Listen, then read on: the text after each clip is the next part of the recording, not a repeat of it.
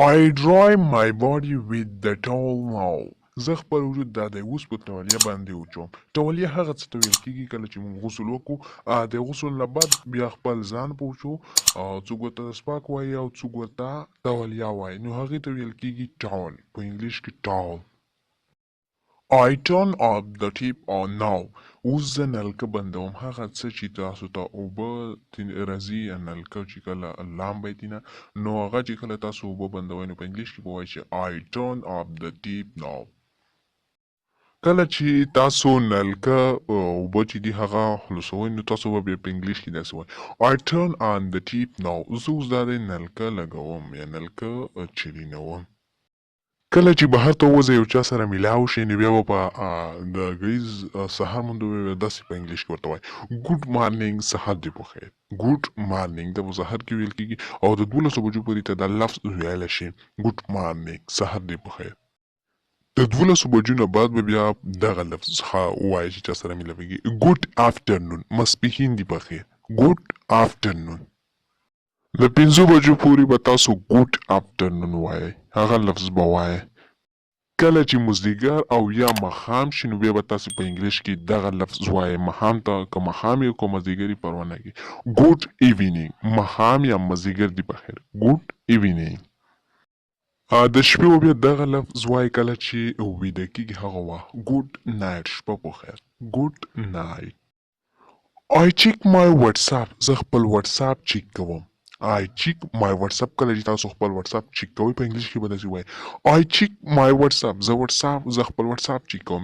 یا I check my Facebook. زه خپل Facebook چیک کوم. یا I check my Instagram. زه خپل Instagram چیک کوم. کله چې تاسو یو چا ته وایئ چې څنګه یې، ته څنګه یې، نو په انګلیش کې وایئ چې How are you. ته څنګه یې.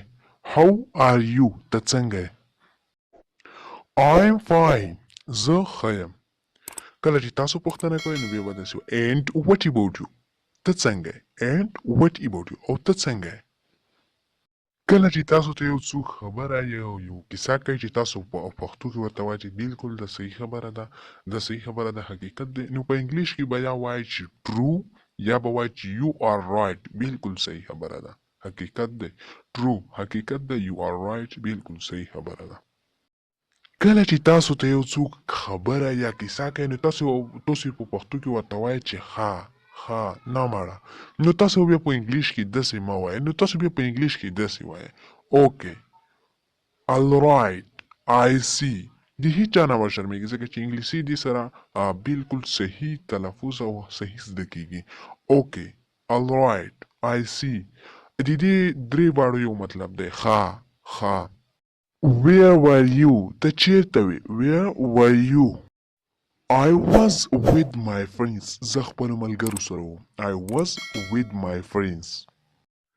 زه داسې هم درته ویلی شم چې well I was with my friends. زه خپلو ملګرو سره وم. د ویل داسې ځای کې چې بیخي معنا هم ورنه کړي، ویل هم ښه ته ویل کېږي، خو داسې بعضې ځایو کې بیخي معنا هم ورنه کړي، لکه مثلا well I was with my friends. زه خپلو ملګرو سره وم.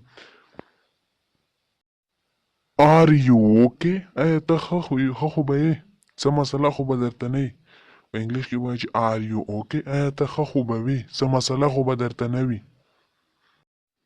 Actually مطلب یا معنا یې د اصل کې یا در حقیقت کې.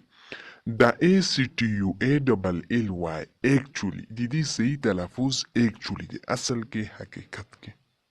کله چې تاسو یو څه وایئ اخلئ نو بیا به تاسو د هغه actually ډېر ښه مثبت ډول استعمالوئ، لکه actually I don't want to buy. اصل کې زه دا نه اخیستل نه غواړم.